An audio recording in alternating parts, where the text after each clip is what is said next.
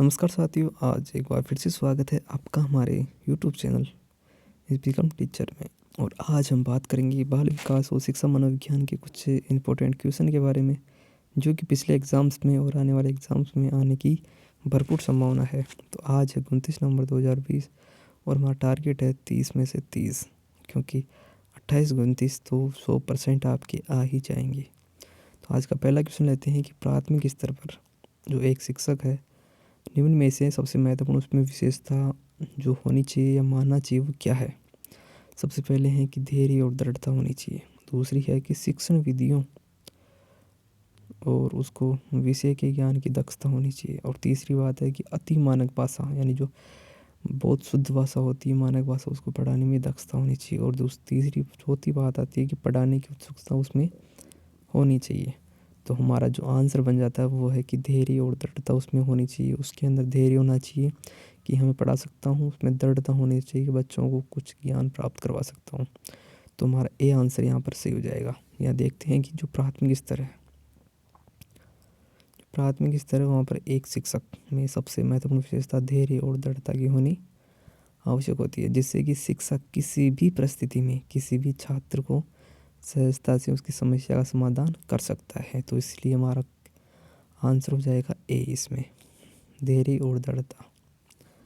दूसरा क्वेश्चन आता है कि एक शिक्षक अपने लोकतांत्रिक स्वभाव विद्यार्थियों को पूरी कक्षा में कहीं भी वेट करने की अनुमति देता है। कुछ विद्यार्थी एक एक साथ बैठते हैं और चर्चा करते हैं या सामूहिक पठन करते हैं, कुछ चुपचाप बैठकर अपने आप पढ़ते हैं।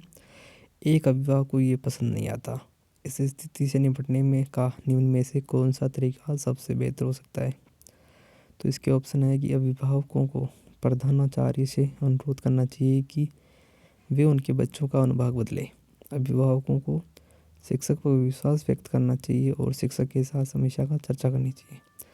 अभिभावकों को उस विद्यालय से अपने बच्चों को निकाल देना चाहिए, या फिर अभिभावकों को प्रधानाचार्य से शिक्षक की शिकायत करनी चाहिए। तो इसका सबसे इम्पोर्टेंट जो आंसर बन रहा है वो आप सभी जान गए हो क्या है इसका आंसर। तो ये आंसर हो जाएगा हमारा बी आंसर, क्योंकि जो अभिभावक है उसको शिक्षक को विश्वास व्यक्त करना चाहिए और शिक्षक के साथ जो भी समस्या है उस पर चर्चा करनी चाहिए।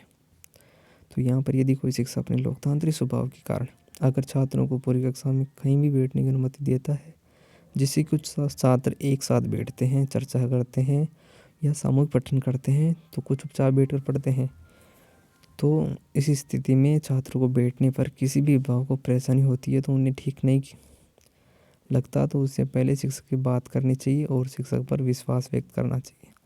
इस पूरी लाइन का एक ही अर्थ है कि हमें शिक्षक पर विश्वास करना चाहिए और अगर कोई समस्या आ रही है तो उस पर हमें शिक्षक से डायरेक्ट चर्चा करनी चाहिए। तीसरा आता है कि वह अवस्था जब बच्चा तार्किक रूप से वस्तुओं घटनाओं के विषय में चिंतन प्रारंभ करता है। कब प्रारंभ करता है, तो इस कौन सी अवस्था। जीन पियाजे ने 4 अवस्थाएं बताई थी। पहली संवेदी प्रेरक अवस्था, सेंसरी मोटर स्टेज। दूसरी है पूर्व संक्रियात्मक अवस्था, प्री कन्वेंशनल स्टेज। और ये मूल संक्रियात्मक अवस्था और औपचारिक संक्रियात्मक अवस्था। तो जो इसका हमारा आंसर हो जाएगा वो हो जाएगा मूर्त संक्रियात्मक अवस्था। मूर्त संक्रियात्मक अवस्था में बच्चा वस्तुओं घटनाओं के विषय में तार्किक रूप से सोचने लग जाता है। वस्तुएं क्या है, एक प्रकार से अमूर्त वस्तुएं हैं, अमूर्त घटनाएं हैं। मूर्त घटनाएं अगर अमूर्त होती तो हमारा औपचारिक संक्रियात्मक अवस्था हो जाता।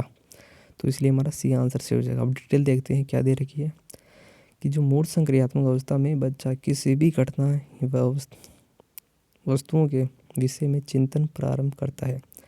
इस अवस्था का प्रसार 7 से 11 वर्ष होता है। इस अवस्था में बच्चा तार्किक चिंतन एवं वस्तुओं को समझने योग्य हो जाता है। मनोवैज्ञानिक जो जीन पियाजे थे उन्होंने बच्चों की इस अवस्था में 5 योग्यताओं का विकास होता है। इस अवस्था में कौन सा, संरक्षण का, संख्या ज्ञान का, क्रमानुसार का, वर्गीकरण का और पारस्परिक संबंध की क्षमता का। संख्या ज्ञान हो जाता है क्रमश 1 2 3 4। और वर्गीकरण यानी कि ये छोटे हैं ये बड़े हैं, इस प्रकार से बच्चा भेद डिफरेंस करने लग जाता है। कौन सी अवस्था में, मूर्त संक्रियात्मक अवस्था, यानी मूर्त चीज़ों को देखकर वो उनमें डिफरेंस, उनमें जो क्रमानुसार है या उनमें सिमिलरिटी है वो सब कुछ देख सकता है। तो ये मैंने बात कर ली। अब बात करते हैं कि जो मन का मानचित्रण है किससे संबंधित है। साहसिक कार्यों की क्रिया योजना से, मन का चित्र बनाने से, मन की क्रियाशीलता पर अनुसंधान से, या फिर आ जाता है बोध यानी समझ पढ़ने की तकनीक से। तो जो मन का मानचित्र है उसका हमारा आंसर हो जाएगा मन की क्रियाशीलता पर अनुसंधान से। तो हमारा सी आंसर सही हो जाएगा। इसकी डिटेल देखते हैं कि जो मन का मानचित्र है उसका जो अर्थ होता है कि मन की क्रियाशीलता पर अनुसंधान से है। अतः अर्थानुसार किसी भी कार्य को करने से पहले उसकी हम एक रूपरेखा मन में बना लेते हैं, वही क्या मन का मानचित्र। मन में किसी चीज़ का मानचित्र बनाना मन का मानचित्र है, जो क्या अनुसंधान किसी भी समस्या का समाधान करने के लिए किया जाता है। अब बात करते हैं कि जो विशेष रूप से प्राथमिक स्तर प्राइमरी लेवल की जो विद्यार्थी हैं कि सीखने की समस्याओं को संबोधित करने का सबसे बेहतर तरीका कौन सा है। महंगी और चमकदार सहायक सामग्री का उपयोग करना, सरल और रोचक पाठक जो पुस्तकें हैं उनका प्रयोग करना, कहानी कथन पद्धति का प्रयोग करना, या समता के अनुरूप विभिन्न शिक्षण पद्धतियाँ उनका प्रयोग करना। तो हमारा इसका जो आंसर हो जाएगा वो है कि उसकी क्षमता, जिस प्रकार से बच्चे की क्षमता है उसी के अनुरूप शिक्षण पद्धतियों का हमें क्या करना चाहिए, प्रयोग करना चाहिए।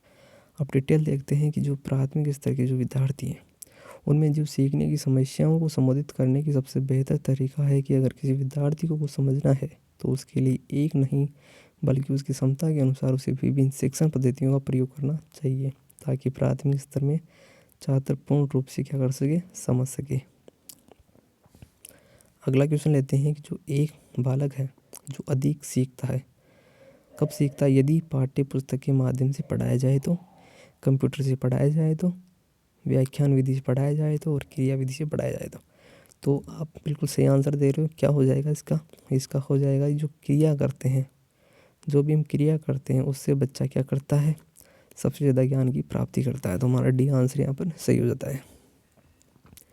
फिर आता है जो कक्षा शिक्षक है। कक्षा कक्ष में शिक्षक प्रयास करता है, किसका प्रयास करता है बच्चों, छात्रों को अनुभव प्रदान करने का, छात्रों को सहायक अधिगम वातावरण देने का, या छात्रों को चिंतन का अवसर देने का, या उपरोक्त सभी। तो जो इसका हमारा शांत आंसर हो जाएगा वो है उपरोक्त सभी, क्योंकि जो शिक्षक है उसका इन सारी चीज़ों में प्रयास रहता है। अगला क्वेश्चन की बात करते हैं, जो शिक्षा के दो प्रमुख उद्देश्य क्या क्या हैं, उन उद्देश्यों के बारे में हमें व्यक्त करना है। पहला है कि बालकों में विषय का ज्ञान और उनका मानसिक विकास करना, बिल्कुल सही बात है। विषयों का ज्ञान देना और परीक्षा के लिए तैयार करना, ये अच्छी बात नहीं शायद।